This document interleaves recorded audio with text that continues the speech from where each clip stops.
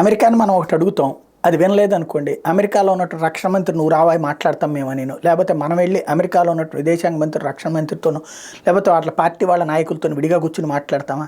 లేదే.